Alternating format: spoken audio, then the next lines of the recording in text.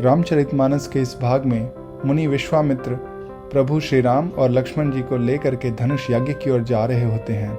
ऐसे में प्रभु श्री राम को एक ऐसा आश्रम दिखाई देता है जहाँ पर बिल्कुल ही निर्जन है, कोई नहीं है, पशु पक्षी भी नहीं है, और वहाँ एक पत्थर की मूरत है। उसको देख करके श्री राम जी पूछते हैं और विश्वामित्र जी बतलाते हैं कि यह अहिल्या है, जो कि पत्थर रूप में श्राप के कारण खड़ी होकर आपका बहुत ही दिनों से इंतजार कर रही हैं। प्रभु श्री राम जी अपने चरण धूलि से अहिल्या को प्राण देते हैं और अहिल्या भाव विभोर होकर बहुत ही सुंदर प्रार्थना करती है। इस सुंदर प्रार्थना का अत्यंत ही मन भावन चित्रण तुलसीदास जी ने किया है। तो आइए इस भाग को रामचरितमानस में पढ़ते हैं। सुनि राजा अति अप्रिय बानी, हृदय कंप मुख दुति कुमलानी। चौथे पन पायऊ सुत चारी, विप्र वचन नहीं कहऊ बिचारी। इस अत्यंत अप्रिय वाणी को सुनकर राजा का हृदय कांप उठा और उनके मुख की कांति फीकी पड़ गई। उन्होंने कहा, हे ब्राह्मण, मैंने चौथे पन में 4 पुत्र पाए हैं। आपने विचार करके भी ये बात कही है कि नहीं? मागहु भूमि धेनु धन कोसा, सर्वस देव आज सहरोसा। देह प्राण तै प्रिय कछु नाही, सो मुनि देव निमिष एक माही। हे मुनि, आप पृथ्वी, गौ, धन और खजाना मांग लीजिए, मैं आज बड़े हर्ष के साथ अपना सर्वस्व दे दूंगा। देह और प्राण से अधिक प्यारा कुछ भी नहीं होता, मैं उसे भी एक पल में आपको दे दूंगा। सब सुत प्रिय मोहि प्राण की नाई, राम देत नहीं बने गोसाई। कह निश्चर अति घोर कठोरा, कह सुंदर सुत परम किशोरा। सभी पुत्र मुझे प्राणों से भी प्यारे हैं, उनमें भी हे प्रभु राम को तो किस प्रकार भी देते नहीं बनता। कहाँ अत्यंत डरावने और क्रूर राक्षस और कहाँ परम किशोर अवस्था के बिल्कुल सुकुमार मेरे ये सुंदर पुत्र। सुन नृप गिरा प्रेम रस सानी, हृदय हर्ष माना मुनि ज्ञानी। तब वशिष्ठ बहुविधि समुझावा, नृप संदेह नास कह पावा। प्रेम रस में सनी हुई राजा की वाणी सुनकर ज्ञानी मुनि विश्वामित्र जी ने हृदय में बड़ा हर्ष माना। तब वशिष्ठ जी ने राजा को बहुत प्रकार से समझाया, जिससे राजा का संदेह खत्म हुआ। अति आदर दो तनय बुलाए, हृदय लाई बहुभांति सिखाए। मेरे प्राणनाथ सुत दो, तुम मुनि पिता आन नहीं को। राजा ने बड़े ही आदर से दोनों पुत्रों को बुलाया और हृदय से लगाकर बहुत प्रकार से उन्हें शिक्षा दी। फिर कहा, हे नाथ, ये दोनों मेरे पुत्र मेरे प्राण हैं। हे मुनि, अब आप ही इनके पिता हैं, दूसरा कोई नहीं। सौंपे भूप ऋषि सुत, बहुविध देई आशीष। जननी भवन गए प्रभु, चले नाई पद शीस। राजा ने बहुत प्रकार से आशीर्वाद देकर पुत्रों को ऋषि के हवाले कर दिया। फिर प्रभु माता के महल में गए और चरणों में सिर नवाकर चले। पुरुष सिंह दो वीर हर ही, चले मुनि भय हरन। कृपा सिंधु मति धीर, अखिल विश्व कारण करन। पुरुषों में सिंह रूप दोनों भाई राम लक्ष्मण मुनि का भय हरने के लिए प्रसन्न चित्त होकर चल पड़े। वे कृपा के समुद्र, धीर बुद्धि और संपूर्ण विश्व के कारण के भी कारण हैं। अरुण नयन उर बाहु विशाला, नील जलज तनु श्याम तमाला। कटिपट पीत कसे बर भाथा, रुचिर चाप सायक दुहु हाथा। भगवान के लाल नेत्र हैं, चौड़ी छाती और विशाल भुजाएं हैं। नील कमल और तमाल के वृक्ष की तरह श्याम शरीर है। कमर में पीतांबर पहने हैं और सुंदर तरकश कसे हुए हैं। दोनों हाथों में क्रमशः सुंदर धनुष और बाण हैं। श्याम गौर सुंदर दो भाई, विश्वामित्र महानिधि पाई। प्रभु ब्रह्मण्य देव मैं जाना,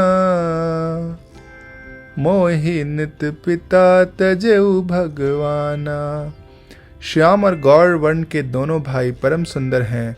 विश्वामित्र जी को महान निधि प्राप्त हो गई। वे सोचने लगे, मैं जान गया कि प्रभु ब्रह्मण्य देव हैं और मेरे लिए भगवान ने अपने पिता को छोड़ दिया। चले जात मुनि दीन ही दिखाई, सुनी ताड़ का क्रोध करि धाई। एक ही बान प्राण हरि लीन्हा, दीन जानते ही निज पद दीन्हा। मार्ग में चलते हुए मुनि ने ताड़का को दिखलाया। शब्द सुनते ही वह क्रोध करके दौड़ी। श्री राम जी ने एक बाण में ही उसके प्राण ले लिए और दीन जानकर उनको अपने पांव द्वारा दिव्य स्वरूप दिया। तब ऋषि निज नाथ ही जिय चीन्ही, विद्या निधि कहूँ विद्या दीन्ही। जाते लाग न क्षुधा पिपासा, अतुलित बल तनु तेज प्रकाशा। तब ऋषि विश्वामित्र ने प्रभु को मन में विद्या का भंडार समझते हुए भी लीला को पूर्ण करने के लिए ऐसी विद्या दी जिससे भूख प्यास न लगे और शरीर में अतुलित बल का संचार हो। आयुध सर्प समर्पिक प्रभु निज आश्रम आन, कंद मूल फल भोजन दीन भगत हित जान। सब अस्त्र शस्त्र समर्पण करके मुनि प्रभु श्री राम को अपने आश्रम में ले आए और उन्हें परम हित जानकर भक्तिपूर्वक कंदमूल और फल का भोजन कराया। प्रातः कहा मुनि सन रघुराई, निर्भय यज्ञ करहु तुम जाई। होम करन लागे मुनि झारी, आपु रहे मख की रखवारी। सवेरे श्री रघुनाथ जी ने मुनि से कहा, आप जाकर निडर होकर यज्ञ कीजिए। यह सुनकर सब मुनि हवन करने लगे। आप श्री राम जी यज्ञ की रखवाली करने लगे। सुनि मारिच निशाचर क्रोही, लय सहाय धावा मुनि द्रोही। बिनु फरमान राम ते ही मारा, सत जो जन गा सागर पारा। यह समाचार सुनकर मुनि का शत्रु क्रोधी राक्षस मारीच अपने सहायक को लेकर दौड़ा। श्री राम जी ने बिना फल वाला बाण से मारा, जिससे वह 100 योजन विस्तार वाले समुद्र के पार जाकर गिरा। पावक सर सुबाहु पुनि मारा, अनुज निशाचर कटकु संहारा। मारी असुर द्विज निर्भयकारी, स्तुति करहि देव मुनि झारी। फिर सुबाहु को अग्निबाण मारा। इधर छोटे भाई लक्ष्मण जी ने राक्षसों की सेना का संहार कर डाला। इस प्रकार श्री राम जी ने राक्षसों को मारकर ब्राह्मणों को निर्भय कर दिया। तब सारे देवता और मुनि स्तुति करने लगे। तह पुनि कछुक दिवस रघुराया, रहे कीन्ह विप्रन पर दाया। भगति हेतु बहु कथा पुराना, कहे विप्र यद्यपि प्रभु जाना। श्री रघुनाथ जी ने वहां कुछ दिन और रहकर ब्राह्मणों की रक्षा की। भक्ति के कारण ब्राह्मणों ने उन्हें पुराणों की बहुत सारी कथाएं कही, यद्यपि प्रभु सब जानते थे। तब मुनि सादर कहा बुझाई, चरित एक प्रभु देखिए जाई। धनुष यज्ञ सुन रघुकुल नाथा, हर्षि चले मुनिवर के साथा। तदंतर मुनि ने आदर पूर्वक समझाकर कहा, हे प्रभु चलकर एक चरित्र देखिए। रघुकुल के स्वामी श्री रामचंद्र जी धनुष यज्ञ की बात सुनकर मुनि श्रेष्ठ विश्वामित्र जी के साथ प्रसन्नचित होकर चल पड़े। आश्रम एक दीख मग माही, खग मृग जीव जंतु तह नाही। पूछा मुनि ही सिला प्रभु देखी, सकल कथा मुनि कहा विसेखी। मार्ग में एक आश्रम दिखाई पड़ा। वहां पशु पक्षी कोई जीव जंतु भी नहीं था।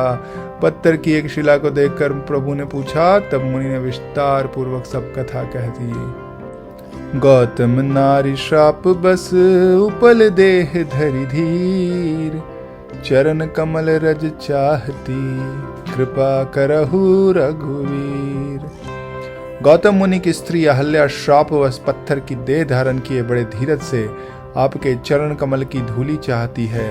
हे प्रभु, इन पर कृपा करें। पर सतपद पावन शोक न सावन, प्रगट भई तप पुंज सही, देखत रघुनायक जन सुखदायक, सन्मुख होई कर जोरी रही, अति प्रेम अधीरा पुलक शरीरा, मुख नहीं आवई बचन कही, अतिशय बड़ भागी चरण चिन्ह लागी, जुगल नयन जल धार बही।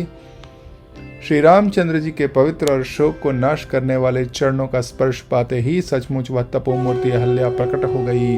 भक्तों को सुख देने वाले श्री रामचंद्र जी को देखकर वह हाथ जोड़कर सामने खड़ी रह गई।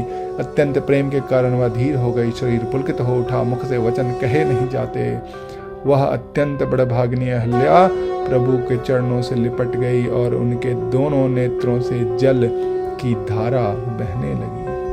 धीरज मन कीन्हा प्रभु चहु चीन्हा, रघुपति कृपा भगति पाई, अति निर्मल बानी स्तुति ठानी, ज्ञान गम्य जय रघुराई। मैं नारी अपावन प्रभु जग पावन, रावण रिपुजन सुखदाई, राजीव विलोचन भव भय मोचन, पाहि पाहि सर नहीं आई। फिर उसने मन में धीरज धरकर प्रभु को पहचाना और श्री रघुनाथ जी की कृपा से भक्ति प्राप्त की, और तब अत्यंत निर्मल वाणी से उसने स्तुति आरंभ की। हे ज्ञान के जानने योग्य श्री रघुनाथ जी, आपकी जय हो।